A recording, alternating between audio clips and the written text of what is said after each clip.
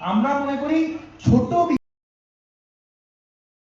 তাই আমি আপনাদেরকে অনুরোধ করব, আমরা যারা এই বেঙ্গল সুপার যে চেম্বার অফ কমার্স আছে এনাদেরকে অনুরোধ করব এই বিষয়টাকে মানুষের কাছে নিয়ে যাওয়ার জন্য আরো জনপ্রতিনিধিদের সাহায্য লাগলে অবশ্যই ওনারা সাহায্য করবেন। সঙ্গে এই বিষয় নিয়ে যারা আরেকটু এগিয়ে যেতে চান বা বলতে চান বা শুনতে চান তাদেরকে আরেকটু ইনভলভ করলে একটা, যেরকম আমরা এখন দেখছি, আপনি ইউটিউবে যদি যান ছোট জন্য হাজার ভিডিওস আছে, কিন্তু কোনটা সঠিক আর কোনটা বেঠিক এটা বোঝা খুব মুশকিল। তাই আমি প্রথম যেটা যে আপনারা একটা বিজনেসের জন্য একটা ছোট্ট ডকুমেন্টের একটা পেজ বার করুন, আর আপনারা এটার জন্য একটা এক্সিবিশন করুন, হয় এখানে করুন, বাইরে করুন, বা আপনারা যেখানে ঠিক করবেন সেই এক্সিবিশনটা করুন। আর এরকম করে যদি আপনারা 50টা বিজনেসের মাল এনে এখানে নষ্ট করে দিয়ে গেছে, কিন্তু এখন যেসব কারিগররা আছেন, ছোট বড় মাঝারি শিল্পরা আছেন, তাদের হাত দিয়ে এই দুর্গাপুর শহরটাকে আরো সুন্দরভাবে সাজাতে হবে। তাই এখানে বসে আছেন যারা মঞ্চে, ওনাদের সকলের হয়তো আমি নাম জানি না, তাই সকলকেই বলবো আমার তরফ থেকে প্রণাম নেবেন এবং ছোটদের ভালোবাসা এবং অনেক অনেক অভিনন্দন। কারণ একটা শিল্প তৈরি করতে গেলে অনেক কিছু লাগবে, পূর্ব বক্তারা বিস্তারিতভাবে বুঝিয়ে দিয়ে গেছেন কি কি প্রয়োজন, কি কি করতে হবে, কি ধরনের করতে হবে। অনেক বক্তাই সুন্দরভাবে পুঙ্খানুপুঙ্খভাবে বোঝাইছেন। আপনারা আমার থেকেও অনেকটা অভিজ্ঞ, কারণ আমরা ব্যবসা ক্ষেত্রে কিছু জানি না, কিন্তু ব্যবসা শিল্প ক্ষেত্রে আমরা অবগত নই। কারণ আমি খুব গ্রাম থেকে মানুষ হয়েছি এবং অত্যন্ত গরিব ঘর থেকে উঠে এসেছি।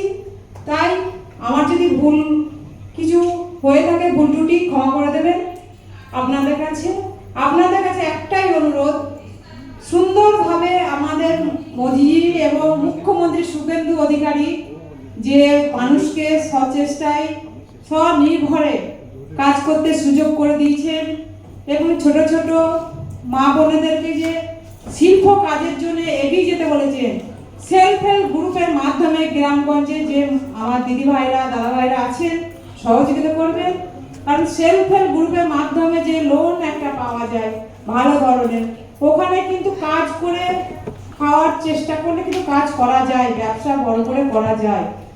কেউ হাতের কাজ করতে পারেন, কেউ সেলাই মেশিনে করতে পারেন, কেউ অনেক রকমের কাজ আছে, কিন্তু করলে আমার মনে হয় সুন্দর একটা পরিবেশ তৈরি হবে, সকল মানুষের কাজ পাবে এবং সুন্দর একটা শহর তৈরি হবে।